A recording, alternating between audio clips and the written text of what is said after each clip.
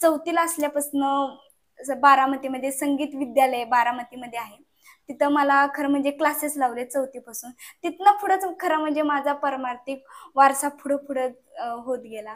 गुरु हा गुळासारखा असतो आणि आपण त्याला तिळासारखं चिकटून राहिलं की आपलं आयुष्य कसं होतं, गोड होतं. रडू नको बाळा, मी पाण्याला जाते, पाण्याला जाते, पाणी घेऊन येते, पाण्याला जाते, पाणी घेऊन येते. नमस्कार मित्रांनो, कीर्तन म्हटलं की आपल्या डोळ्यासमोर एक साधू संताचा झगमगाट आणि आवाजातील हरिपाठाची धून. बहुतेक वेळा पुरुष प्रधान कीर्तनकाराचं चित्र आपल्या डोळ्यासमोर उभं राहतं. पण आज आपण अशा व्यक्तीला भेटणार आहोत. त्या तरुणीनं पुरुष प्रधान व्यासपीठावरती स्वतःची ओळख निर्माण केली. भक्ती, समाज जागृती आणि स्त्री शक्ती या सगळ्याचा संगम त्यांच्या कीर्तनात आपल्याला दिसतो. होय, आज आपण अशाच एका तरुण मुलीशी भेटणार आहोत की जिनं एक कीर्तनाच्या माध्यमातून एक प्रेरणादायी संस्कृती जपण्याचा, आपल्या महाराष्ट्रीयन संस्कृती जपण्याचा एक साधू संताचा चालत आलेला वारसा त्यांनी आज जपलेला आहे. आणि आज आपण त्यांच्याशीच आज चर्चा करणार आहोत आणि त्यांच्याशीच बोलणार आहोत. रामकृष्ण हरी महाराज. रामकृष्ण हरी. प्रथमतः मला तुमच्याबद्दल थोडीशी माहिती सांगा. रामकृष्ण हरी. मी हबप्पा ज्ञानेश्वरी महाराज नितीन साबळे, राहणार हनुमंतवाडी, तालुका फलटण आणि जिल्हा सातारा. महाराज, मला विचारायचं होतं की तुमचं शिक्षण कितवीपर्यंत झालेलं आहे? मी आता BSc ॲग्रिकल्चर फलटण येथे सेकंड इयरला शिकत आहे. कीर्तन क्षेत्रात पाऊल ठेवायची प्रेरणा तुम्हाला कुठून भेटली आणि तुमचं घरचं वातावरण कसं होतं? खरं सांगायला गेलं तर आमच्या घराची अशी परिस्थिती होती की घरामध्ये सर्वजण भगवंताची दिवाबत्ती किंवा जे सामान्य घरी चालतं ना, देवाचं भगवंताची पूजा अर्चना, तसंच आमच्या घरामध्ये पण पूजा अर्चना करत होते. पण जेव्हा माझा जन्म झाला, माझा कार्तिकी एकादशीला जन्म झाला, म्हणून माझ्या आईवडिलांनी नाव ठेवलं ज्ञानेश्वरी. मग तसंच जसं नाव ठेवलं भगवंताचं, तसंच आहे का नाही, आमच्या घरामध्ये थोडा थोडा थोडा परमार्थ चालू झाला. मग थोडा थोडा परमार्थ करत करत असताना मग लहानपणापासूनच मग वडिलांकडून प्रेरणा भेटली की आहे का नाही, काही ना काहीतरी भजन केलं पाहिजे, भगवंताचं नामस्मरण केलं पाहिजे, म्हणून मला या क्षेत्रामध्ये घातलेलं आहे. खऱ्या अर्थाने की तुमची कीर्तनाची सुरुवात कुठून झाली? चौथीला असल्यापासून बारामतीमध्ये संगीत विद्यालय बारामतीमध्ये आहे. तिथं मला खरं म्हणजे क्लासेस लावले चौथीपासून. तिथनं पुढंच खरं म्हणजे माझा परमार्थिक वारसा पुढं पुढं होत गेला. मग वडिलांनी हनुमंतवाडीमध्ये तुकोबाराय वारकरी शिक्षण संस्था आणली. मग तिथनं मला कीर्तनाचा, पकवाचाचा खूप आवड होत गेली आणि तेव्हापासून मी कीर्तन, भजन वगैरे प्रवचन सांगू लागले. मुलगी म्हणून या क्षेत्रात तुम्हाला काय अडचणी आल्या का? कारण का आज आपण पाहतोय की समाजात बऱ्याच ठिकाणी पुरुष प्रधान कीर्तनकार आपल्याला पाहायला भेटतात. आणि म्हणजे अशा काही अडचणी तुम्हाला आल्या का? खरं म्हणजे हाच मार्ग आहे ना, हा खरं म्हणजे समाज प्रबोधनचा मार्ग आहे. ह्याच्यामध्ये हा वाईट मार्ग काहीच नाही.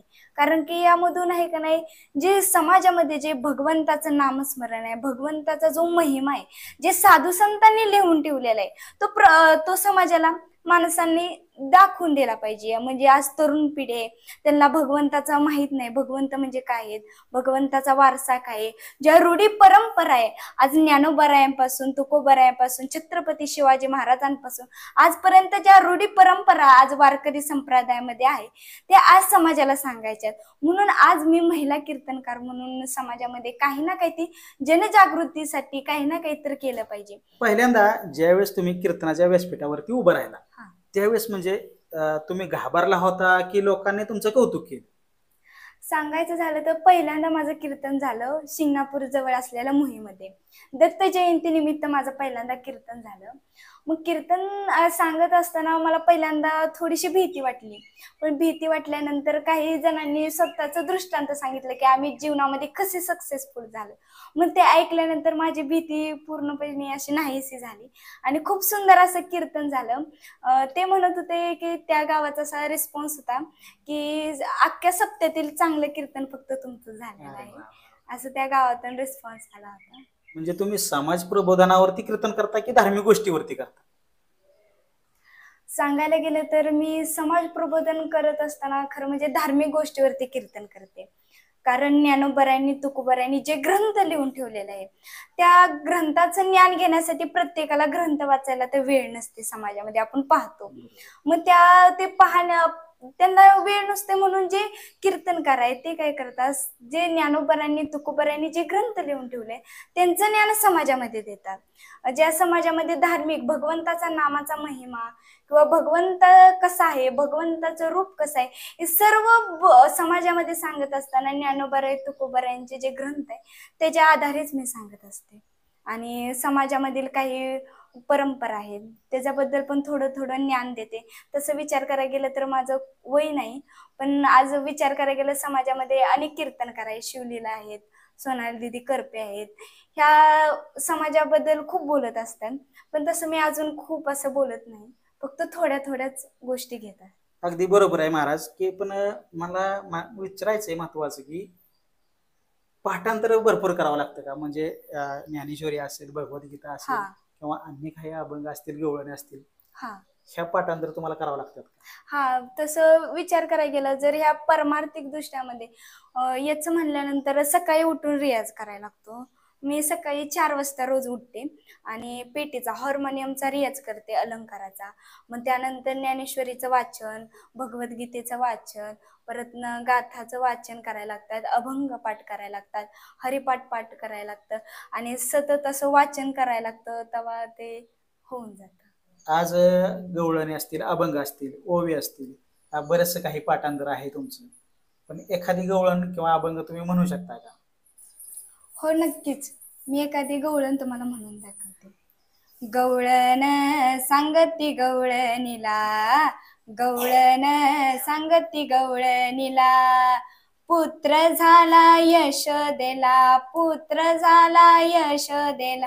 गवळण गवळण सांगती गवळणीला, गवळण सांगती गवळणीला, गवळण सांगती गवळणीला, गवळण सांगती गवळणीला, सांगती गवळणीला, सांगती गवळणीला. अगदी मनापासून तुम्ही गायलेली गवळण आणि तुमचा आवाज पण आवडला. धन्यवाद. पण नुकत्याच आज झालेल्या आषाढी वारीमध्ये शिवानी महाराज शिंदे ज्या त्या राजमाता शिक्षण संस्थेमध्ये आज वारकरी शिक्षण संस्थेमध्ये शिक्षण घेतले, आज तुमच्याच काहीतरी वयाच्या आसपास असतील त्या, आज त्यांची देखील गवळण व्हायरल झालेली तुम्ही देखील पाहिली असेल. संपूर्ण महाराष्ट्रामध्ये त्या गवळणीने अक्षरशः धुमाकूळ घातला. हो बरोबर. प्रचंड अशी व्हायरल झाली, सगळीकडे सोशल मीडिया असतील, सर्वच प्रसार माध्यमातून. म्हणजे त्या आषाढी वारीमध्ये पायी जोळ्यामध्ये पूर्ण त्या गवळणीने अगदी धुमाकूळ. ते गवळण तुम्ही गाऊ शकता का? हो नक्कीच. सांगायचं झालं तर शिवानी ताईंनी खूप सुंदर अशी गवळण गायली, अख्ख्या महाराष्ट्रामध्ये त्या व्हायरल झालेल्या आहे आणि त्यांची गवळण पण खूप सुंदर आहे. मी गाऊन दाखवते तुम्हाला. रडू नको बाळा मी पाण्याला जाते, रडू नको बाळा मी पाण्याला जाते, पाण्याला जाते पाणी घेऊन येते, पाण्याला जाते पाणी घेऊन येते, पाण्याला जाते पाणी घेऊन येते.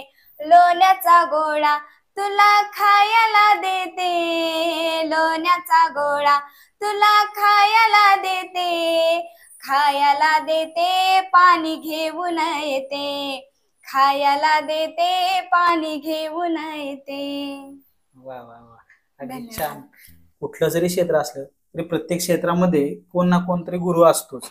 तसंच तुमच्या ह्या कीर्तन सेवेच्या किंवा हरिभक्ताच्या या तुम्ही जे काही क्षेत्र निवडलेलं आहे त्या क्षेत्रामध्ये तुमचा गुरु कोण आहे? अगदी बरोबर आहे. गुरु शिवाय आपण घडू शकत नाही. म्हणजे गुरु ह्या शब्दाचा अर्थ आहे की जो अंधकारामध्ये उजाला टाकण्याचं काम करतो त्याला गुरु म्हटलं जातं. म्हणजे गुरुच्या जीवनामध्ये आपण जीवन जगत असताना गुरुबद्दल असंच जगलं पाहिजे. गुरु हा गुळासारखा असतो आणि आपण त्याला तिळासारखं चिकटून राहिलं की आपलं आयुष्य कसं होतं, गोड होतं. मग तसंच मला पण या कीर्तन क्षेत्रामध्ये पहिल्यांदा संगीतामध्ये क्षेत्रामध्ये गुरु लागलेत. आदरणीय परकाळे आबा असतील, परत आज आमच्या गावामध्ये हनुमंतवाडीमध्ये शिक्षण संस्था आहे, तुकोबाराय वारकरी शिक्षण संस्था आहे. तसेच माझे कीर्तनाचे गुरु धनंजय महाराज असतील, या सर्वांकडून मला प्रेरणा भेटत गेलेली आहे आणि कीर्तनामध्ये माझी प्रगती होत गेलेली आहे. तसेच मला सर्वांनी अशी मदत केलेली पण आहे की हे का नाही, डोंबळवाडीचे वाघ काका असतील, त्यांनी मला कीर्तनामध्ये माझं कीर्तन चालत असताना त्यांनी मला एवढं प्रोत्साहन केलं की त्यांच्यामुळे मी आज व्हायरल झालेले आहे. त्यांच्यामुळे मी खूप अनेक गावामध्ये, अनेक क्षेत्रामध्ये, अनेक सप्त्यामध्ये कीर्तन करू शकलेले आहे. असं प्रत्येकाकडून मला थोडी थोडी थोडी प्रेरणा भेटत गेलेली आहे. महाराज, कीर्तन सेवा करताना म्हणजे आजपर्यंत जी तुम्ही जी कीर्तन सेवा केली त्यामध्ये काही असा प्रसंग आला की जेणेकरून की तुम्हाला त्यापासून काही प्रेरणा भेटली किंवा काही अडचण आली का? नाही, कीर्तन सेवा करत असताना मला कोणतीही अडचण आली नाही, कारण की हा मार्गच असा आहे की भगवंताचा मार्ग आहे. ह्याच्यामध्ये कोणतीही अडचण येऊ शकणार पण नाही आणि मला असं वाटते की कधी येणार सुद्धा नाही, कारण की भगवंत पाठीशी आहे. पण कीर्तन करत असताना काही तर अडचण नाही आली, पण ज्ञान घेत असताना, शिक्षण करत असताना काही अडचण आला. मी तुम्हाला एक प्रसंग सांगते, एक किस्सा सांगते की मी जेव्हा बारामतीला क्लासेसला जात होते तेव्हा करा नदी ओलडावी लागत होती. मग तेव्हा ओलडत असताना पावसाचे दिवस होते, नदीला पाणी खूप आलं नव्हतं, पण आम्ही गेलो, म्हणलं येताना पण नसेल, पण गेल्यानंतर पाऊस आला आणि क्लास सुटत होता आमचा 8 वाजता. मग 8 वाजता क्लास सुटल्यानंतर आम्ही येत असताना नदीला एवढं पाणी आलं, आम्हाला कळलं नाही की नदीला किती पाणी आलं. आम्हाला वाटलं जाईल गाडी, पण नदीला एवढं पाणी आलं की निम्मी गाडी आमची पाण्यामध्ये बुडली होती. पण परत आम्ही सुखरूप तिथनं गेलो, कारण की भगवंताचा आशीर्वाद पाठीशी होता, भगवंत पाठीशी होते, म्हणून आम्ही सुखरूप गेलो. म्हणून मला तेव्हापासून असं वाटू लागलं, भगवंत जर पाठीशी असला तर आपल्यावरती कोणतंही संकट येऊ शकणारच नाही, आणि जरी आलं तर तो निवारण करण्याचं काम भगवंतच करणार आहे. पुढे जाऊन ह्या क्षेत्रामध्ये तुमचा प्रवास कसा असणार आहे की आज पाहिलं तर तुमचं शिक्षण देखील चांगलेलं झालेलं आहे आणि त्या शिक्षणाच्या दृष्टीने तुम्ही पुढे जाऊन नोकरी करणार आहात की ह्या जे तुम्ही हरिनामाचं जे क्षेत्र निवडले ह्या क्षेत्रामध्ये ठाम राहणार आहात?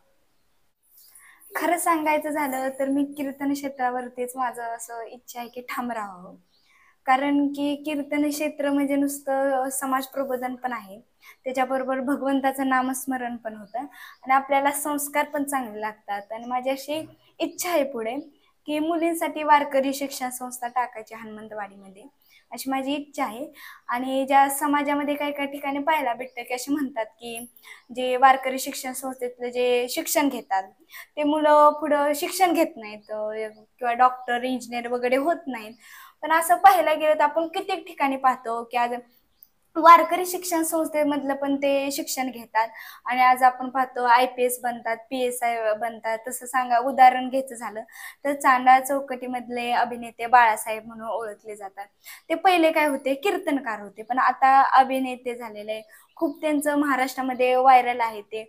असं पण नाही, हा परमात्मा असा आहे की तो भगवंताच्या नामस्मरणामध्ये आपल्यामध्ये पुण्य पण होत आहे, भगवंताचं नामस्मरणामध्ये संस्कार पण चांगले लागत आहे आणि विथ चांगल्या शैक्षणिक मध्ये पण चांगली आपली प्रगती होत आहे. आणि असा माझा दृष्टिकोन आहे. म्हणून माझी अशी इच्छा आहे की जसं मला आता माझं BSc ॲग्रिकल्चर शिकत आहे, मग जशी नोकरीचा जॉब वगैरे लागला तर माझी अशी इच्छा आहे की मग दोन्ही पण करायचं, जमत असलं तर नोकरी पण करायची आणि त्याच्याबरोबर परमार्थ पण चालू ठेवायचा. पण माझी अशी इच्छा आहे की हाच परमार्थच हा माझा भक्कम पाया म्हणून पुढे चालवत राहायची, अशी माझी इच्छा. महाराज, अगदी तुम्हाला भेटून म्हणजे खरंच मनापासून आनंद झाला की अगदी लहान वयात तुम्ही ह्या पारमार्थिक क्षेत्र निवडलं आणि एक तुमच्या कीर्तनातून समाज प्रबोधनाचं काम तुम्ही नक्कीच उल्लेखनीय केले आणि तुमचे प्रवचन असतील, तुमचे कीर्तन असतील, नक्कीच त्या प्रवचनातून एक समाजसेवा कशी करायची, एक भक्तिमार्ग कसा निवडायचा ह्याचं उल्लेखनीय काम केले. आणि त्याचबरोबर हे करत असताना तुम्ही चांगलं शिक्षण देखील घेतलंय, ही खरं एक गर्वाची बाब आहे. आज आपण समाजामध्ये पाहिलं तर सर्वत्र पुरुष प्रधान संस्कृतीचं एक ह्या क्षेत्रामध्ये कीर्तनकार आपल्याला पाहावयास भेटतात. मोठमोठे कीर्तनकार आज त्यांच्या पहाडी आवाज असतील आज फेमस झालेले आपल्याला पाहायला मिळाले. म्हणजे ते मानधन वगैरे जर ते ऐकलं तर अगदी विचार न करण्याच्या पलीकडच्या गोष्टी आहेत. हो बरोबर. पण अगदी तुम्ही म्हणजे पैशाचा विचार न करता एक फक्त एक भक्ती मार्ग काय असतो, एक भक्तीत उतरल्यानंतर आपल्याला त्याची प्रचिती कशी येते हे खऱ्या अर्थानं तुमच्या माध्यमातून समाजाला तुम्ही देण्याचं काम केले आणि हे खरं खूप मोठी गोष्ट आहे. अशीच सेवा तुमच्या हातून घडत राहो हीच धन्यवाद. माझ्याकडून आणि माझ्या माय मराठी प्रोडक्शन या युट्यूब चॅनलकडून तुम्हाला लाख लाख शुभेच्छा. धन्यवाद. तर मित्रांनो, आज आपण अगदी एक बालकीर्तनकार ज्ञानेश्वरी महाराज साबळे यांचा जीवन प्रवास अगदी आपण या व्हिडिओच्या माध्यमातून अगदी थोडक्यात जाणून घेतला आणि खऱ्या अर्थानं हे बालकीर्तनकार ज्ञानेश्वरी महाराज साबळे महाराष्ट्रामध्ये अगदी फेमस आहेत आणि ह्यांची सेवा तुमच्या गावातल्या सप्ताहामध्ये वर्षश्राद्ध असेल, पुण्यतिथी असेल, अन्य काही कार्यक्रम असतील, जर अशा काही कार्यक्रमामध्ये जर तुम्हाला त्यांची सेवा घडवून आणायची असेल तर मी दिलेल्या स्क्रीनवरती त्यांचा संपर्क नंबर देतोय, त्यावरती तुम्ही नक्की त्यांना कॉन्टॅक्ट करा, त्यांच्याशी संपर्क साधा आणि त्यांच्याशी चर्चा करून तुमच्या कीर्तनाची सेवा त्यांच्याकडे तुम्ही बुक करू शकता. आणि असेच नवनवीन व्हिडिओ पाहण्यासाठी आमच्या चॅनलला लाईक करा, शेअर करा, सबस्क्राईब करा. धन्यवाद.